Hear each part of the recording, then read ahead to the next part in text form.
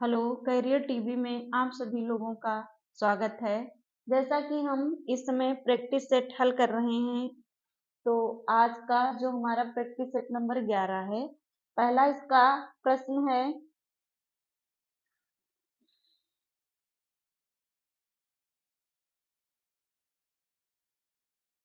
पहला जो प्रश्न है ये अरे जरा इधर तो आ में कौन सा अव्यय है।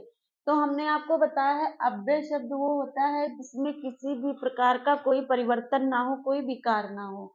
तो कौन सा अव्यय है हमें ये जो है यहाँ पे पहचानना है कि अरे जरा इधर तो आओ। तो ये जो देखिए ये हमारे ये दिए हुए हैं उदाहरण चिन्ह। तो हम इनमें से देखते हैं कौन सा इसमें है। क्या परिणामवाचक है या प्रश्नवाचक है या विस्मयादि बोधक है या कालवाचक है। कौन सा है यहाँ पे। तो अरे जो अरे शब्द है हमारा ये अरे शब्द है तो ये हम पहचानेंगे यहाँ पे ये विस्मयादि बोधक के अंतर्गत आ जाएगा। परिणामवाचक में क्या है, जैसे किसी मात्रा की नाप तौल की बात की जाए। प्रश्नवाचक में प्रश्नवाचक कोई भी चिन्ह आ जाए या हमारे वाक्य के अंत में क्वेश्चन मार्क आ जाए या बीच में कब क्यों कैसे इस प्रकार से जब आ जाए तो वो प्रश्नवाचक हो जाएंगे। कालवाचक क्या है, जैसे हमारे जो काल जैसे हर काम रीति रीति से हो रहे हैं या गाय धीरे धीरे चल रही है तो इस प्रकार से हैं कालवाचक के अंतर्गत आ जाएंगे। अगला देखिए, अगला प्रश्न है निम्नलिखित में कौन सा स्त्रीलिंग है। इसमें से कौन सा शब्द स्त्रीलिंग है ये छांटना है। तो देखो मित्र होते हैं, सूचना दी जाती है, उपहार दिया जाता है और अध्याय पढ़ाया जाता है। तो सूचना क्या है, सूचना दी जाती है। हम बोल के देख लेंगे सूचना दी जाती है, इसलिए यहाँ विकल्प नंबर जो है बी हमारा स्त्रीलिंग हो जाएगा। अगला आपका है अंगीठी का तत्सम शब्द क्या है। तो क्या अंगीठी का तत्सम शब्द हमें निकालना है, अंगीठी तद्भव है तो ये अग्निका है, अनिष्ठिका है, अग्निष्ठिका है या अग्निष्ठिकी है। क्या हो जाएगा, तो अंगीठी का जो तत्सम शब्द है वो इन विकल्पों में से सबसे जो सही है वो है अग्निष्ठिका। अंगीठी का अग्निष्ठिका यानी कि जो आग से संबंधित है। अगला हमारा प्रश्न है निम्नलिखित में से कौन सा तद्भव शब्द, यहाँ तद्भव शब्द हमें चुनना है कौन सा है। तो दिवाकर, दिनकर, दिवाकर, प्रभाकर ये तीन हमारे हैं तत्सम। ये सूरज शब्द जो है हमारा क्या है तद्भव, इसलिए यहाँ पे विकल्प डी सही हो जाएगा। अगला आपका है जिसके हृदय में ममता नहीं है के लिए उपर्युक्त शब्द है। तो जिसके हृदय में ममता नहीं है तो वो क्या कहलाएगा, मर्माहत, क्रूर, निर्मम या निर्दय। तो जिसके हृदय में ममता नहीं है उसके लिए एक शब्द है निर्मम, जिसके हृदय में ममता ना हो उसे निर्मम कहेंगे। अगला देखो, अनेक युगों से चले आने वाले इस वाक्यांश के लिए एक उपयुक्त शब्द होगा। अनेक युगों से चले आने वाले, तो अनेक युगों से चले आने वाले इसके लिए अनेक युगों से चले आने वाले इसके लिए जो एक वाक्यांश है इसके लिए एक शब्द क्या होगा, समीचीन, प्राचीन, कालांतर या सनातन। तो ये होगा सनातन। क्या होगा, सनातन। मतलब अनेक युगों से जो चीज चली आ रही है उसे कहेंगे सनातन, एक शब्द में सनातन। अगला है नीचे दिए गए विकल्पों में से शुद्ध वर्तनी चुनिए। तो यहाँ शुद्ध वर्तनी देखना है प्रात्यायुत्पन्न, प्रातयुत्पन्न या प्रत्युत्पन्न या प्रत्युत्पन्न। क्या हो जाएगा, यहाँ से शुद्ध वर्तनी हमें चुननी है तो क्या हो जाएगा प्रति। यहाँ पे अगर इसका आप संधि विच्छेद करेंगे, देखो यहाँ जो है प्रात युत्पन्न नहीं सही है।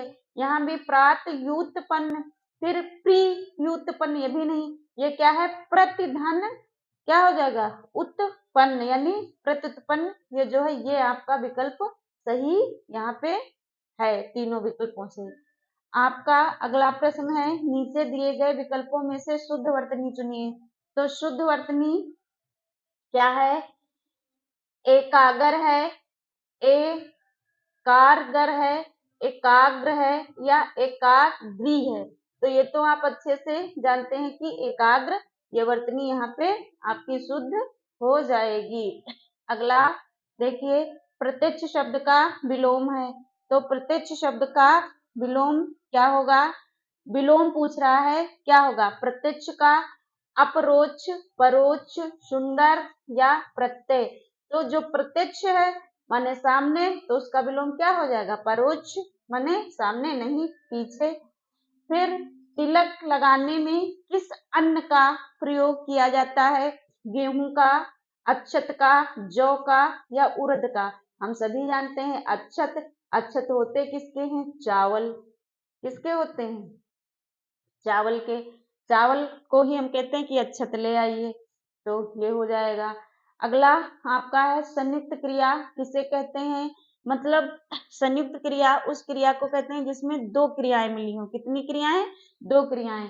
तो देखिए, जब दो या दो से अधिक क्रियाएं मिलकर किसी पूर्ण क्रिया का बोध कराती हैं, फिर जहां कर्ता कार्य को स्वयं ना करके किसी दूसरे से करवाता है, तो कर्ता की बात की गई है। जब किसी क्रिया से पहले दूसरी क्रिया आती है, क्रिया से पहले दूसरी क्रिया, इसका भी कोई मतलब नहीं, उपयुक्त में से कोई नहीं।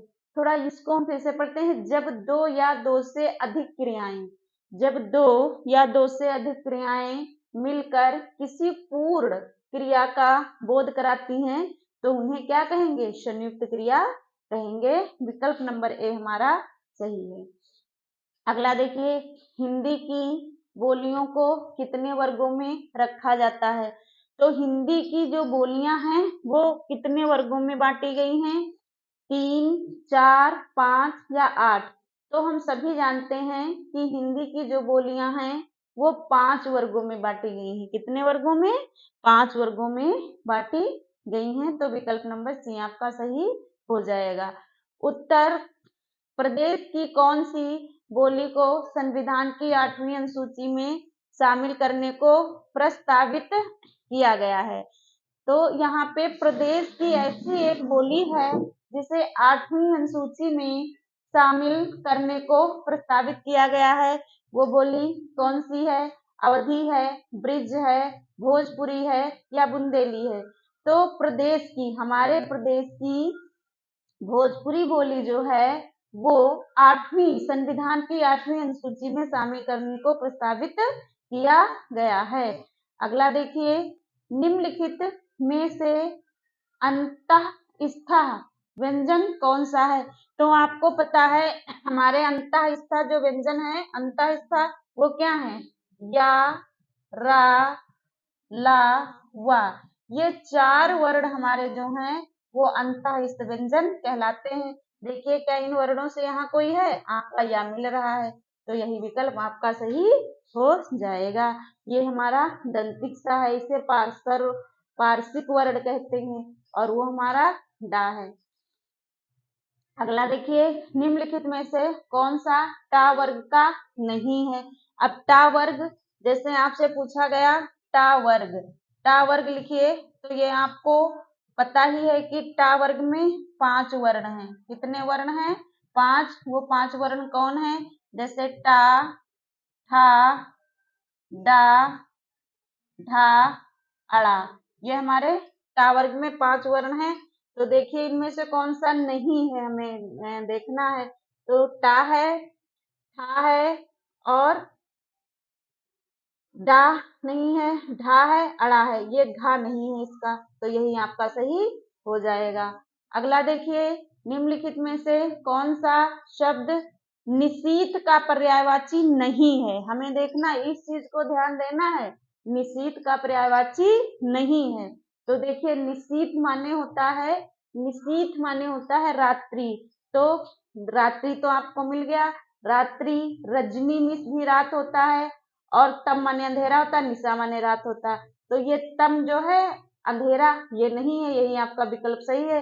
बाकी रात्रि, रजनी, निशा और निशीथ ये सारे पर्यायवाची हैं।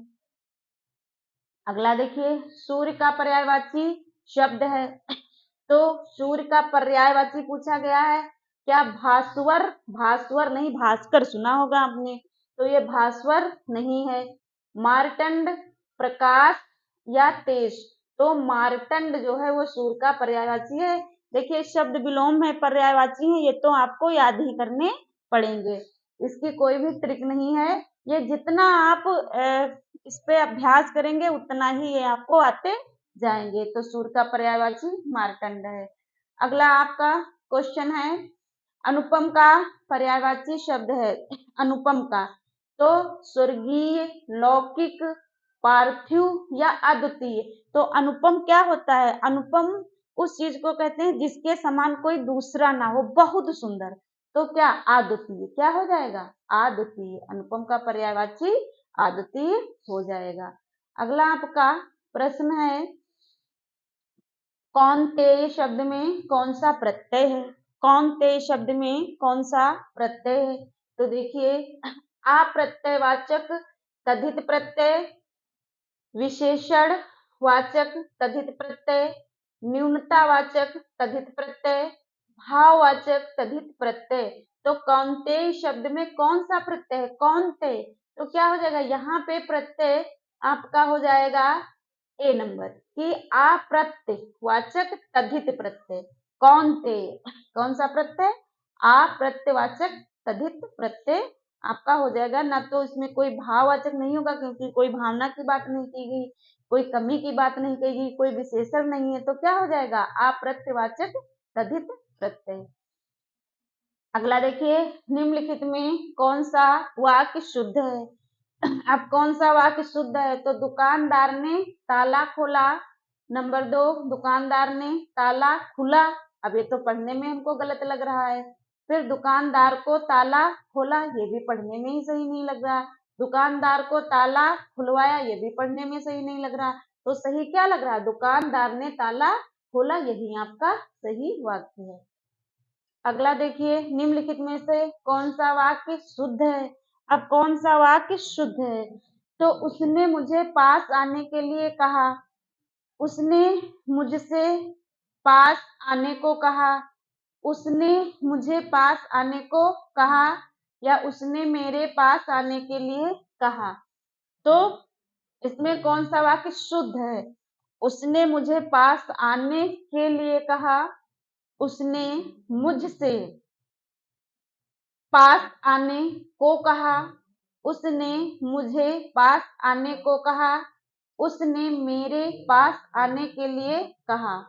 तो सबसे सही तो यही है कि उसने मेरे पास आने के लिए कहा। अगला आपका है, कर्म के आधार पर क्रिया के कितने भेद हैं? तो कर्म के आधार पर क्रिया के कितने भेद हैं? तो कर्म के आधार पर क्रिया के क्या 3 भेद हैं, कि 6 भेद हैं, या 4 हैं, या 2 हैं? तो कर्म के आधार पर क्रिया के 6 भेद होते हैं, ये तो आपको याद करना पड़ेगा। चारपाई पर भाई साहब बैठे हैं, इस वाक्य में चारपाई शब्द किस कारक में है? चारपाई पर। अब कारक चिन्ह आपका है पर, तो कर्ता ने कर्म को करण से संप्रदान के लिए, अपादान से अलग करने के अर्थ में, संबंध का की के, रारी रे नानी ने, अधिकरण में पर। तो क्या हो जाएगा? कारक चिन्ह आपका अधिकरण हो जाएगा। अगला आपका, चांदी काटना मुहावरे का अर्थ है कठिन काम करना, हानि पहुंचाना, अधिक लाभ कमाना, या कुछ भी काम ना करना। तो चांदी काटना यानी इसका सही अर्थ हो जाएगा चांदी काटना यानी अधिक लाभ कमाना। अगला देखिए प्रश्न, अकेला चना भाड़ नहीं फोड़ता का अर्थ क्या है? एक चना किसी काम का नहीं, एक चना शक्तिहीन होता है, अकेला व्यक्ति शक्तिशाली नहीं होता, या एक चूने से भूख नहीं मिटती। तो अकेला चना भाड़ नहीं फोड़ता, इसका तात्पर्य है अकेला व्यक्ति शक्तिशाली नहीं हो सकता। तो यहाँ पे आपका सी नंबर सही हो जाएगा। अगला प्रश्न है, बिहारी, बंगला, उड़िया और असमिया भाषाओं का उद्भव किस अपभ्रंश से हुआ है? तो बिहारी का बंगला उड़ा असमिया में, तो ये हमारा मागधी अपभ्रंश के अंतर्गत आएगा। हमने आपको ट्रिक बताई थी कि बिहारी का बंगला उड़ा असमिया में गिरा, तो ये मागधी के अंतर्गत आ जाएगा। अगला आपका प्रश्न है, अर्धमागधी अपभ्रंश से किसका विकास हुआ है? पश्चिमी हिंदी का, पूर्वी हिंदी का, मराठी का या गुजराती का? तो अर्धमागधी अपभ्रंश से पूर्वी हिंदी का विकास हुआ है। अर्धमागधी अपभ्रंश से किसका विकास हुआ है?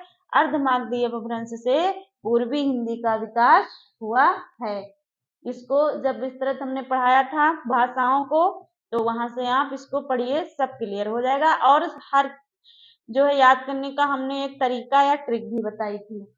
जिसकी चिंता न की जा सके के लिए एक शब्द है, तो जिसकी चिंता न की जा सके क्या अचिंत्य है, या चिंतनशील है, या चिंता मणि है, या चैतन्य है? तो जिसकी चिंता न की जा सके उसके लिए एक शब्द है अचिंत्य। क्या है? अचिंत्य। निम्नलिखित में से कौन सा शब्द हमेशा बहुवचन में प्रयुक्त होता है? बहुवचन में प्रयुक्त होता है, निम्नलिखित में से कौन सा शब्द हमेशा बहुवचन में प्रयुक्त होता है? तो हस्ताक्षर, या समाचार पत्र, या चिड़िया, या तिजोरी? तो बहुवचन में क्या आएगा? हस्ताक्षर। हस्ताक्षर किए जाते हैं, ना कि किया जाता है। अगला प्रश्न है, आजकल शब्द में कौन सा समास है? तो आजकल कौन सा समास है? अव्ययी भाव, तत्पुरुष, कर्मधारय या द्वंद्व? तो आजकल मतलब आज और कल, यहाँ पे क्या हो जाएगा? आज और कल। आज और कल, आज और कल यहाँ पे जो है आपका कौन सा है? द्वंद्व समास हो जाएगा। अगला आपका है, राजभाषा विभाग की स्थापना कब की गई? राजभाषा विभाग की स्थापना कब की गई? तो राजभाषा विभाग की स्थापना 14 सितंबर 1949 को, 26 जनवरी 1950 को, 5 अगस्त 1956 को, कि 25 जून 1975 को? राजभाषा विभाग। तो ये जो हमारी राजभाषा विभाग है, इसकी स्थापना कब की गई? इसकी स्थापना 25 जून 1975 को की गई। राजभाषा विभाग की स्थापना कब की गई? 25 जून 1975 को। 25 जून 1975 को राजभाषा विभाग की स्थापना कब हुई? 25 जून 1975 को की गई, राजभाषा विभाग की। अर्धशासकीय पत्र में प्रेषित की संबोधन की शैली होती है। अर्धशासकीय पत्र में प्रेषित की संबोधन की शैली होती है। सेवा में निदेशक, सेवा में श्री शर्मा जी, प्रिय योगेश जी, या महामहिम राजपाल। महामहिम राजपाल। तो अर्ध शासकीय पत्र में, जो अर्ध शासकीय पत्र हैं, उनमें प्रेषित की संबोधन की शैली क्या होती है? संबोधन हम जब करते हैं किसी का, तो संबोधन में यही लिखते हैं, सेवा में श्री शर्मा जी, या जो भी नाम हो आपका। अब आपका ये पैराग्राफ है, इसे हम पढ़ेंगे, देखिए, और फिर इससे जो है हमें क्वेश्चन चुनना है।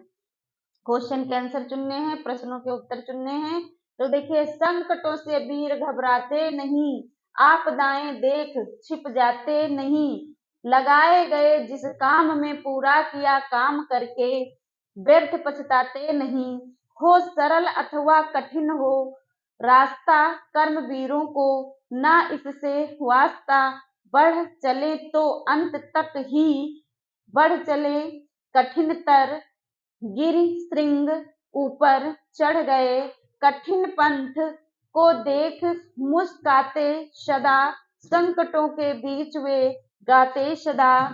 है असंभव कुछ नहीं उनके लिए सरल संभव कर दिखाते वे सदा। यह असंभव कायरों का शब्द है, कथा था नेपोलियन ने एक दिन। सच बताऊं जिंदगी ही व्यर्थ है, दर्प बिन उत्साह बिन और शक्ति बिन। तो इस कविता में आपको क्या लग रहा है? इस कविता में किसकी बात की गई है?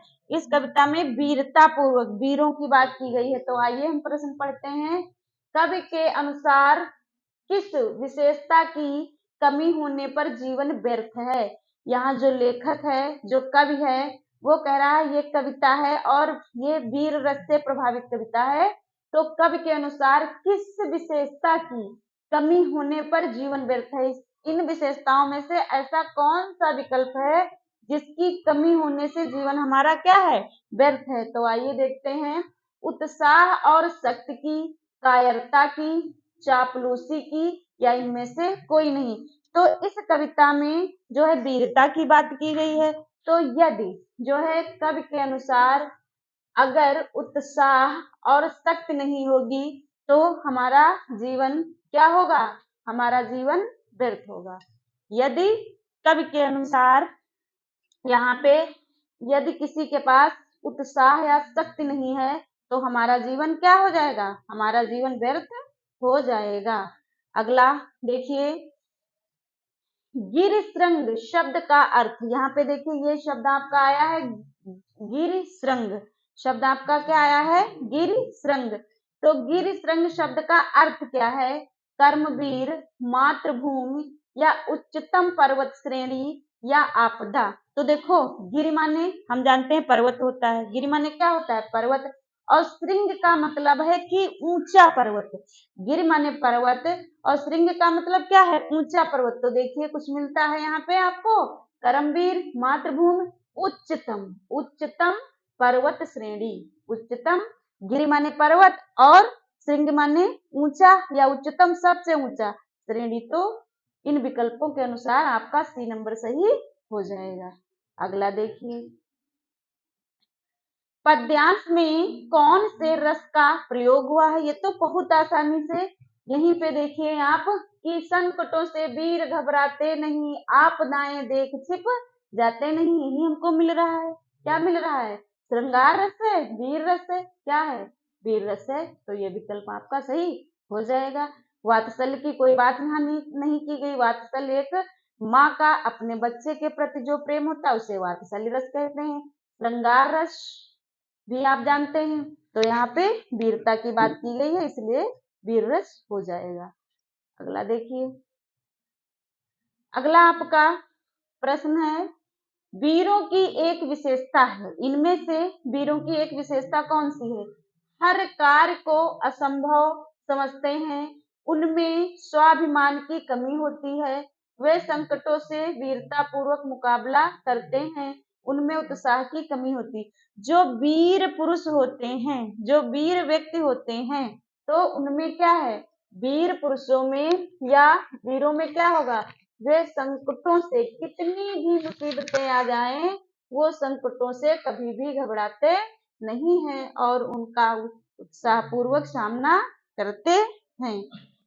तो आज के ये आपके प्रैक्टिस नंबर 11 थी, जो अच्छे से आपको यहाँ पे समझाया गया, सॉल्व कराई गई।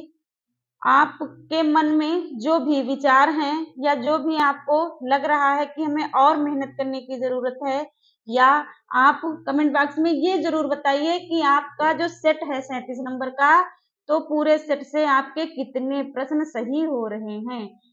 बाकी जो भी आपके विचार हैं कमेंट बॉक्स में भेजिएगा। जय हिंद, जय भारत।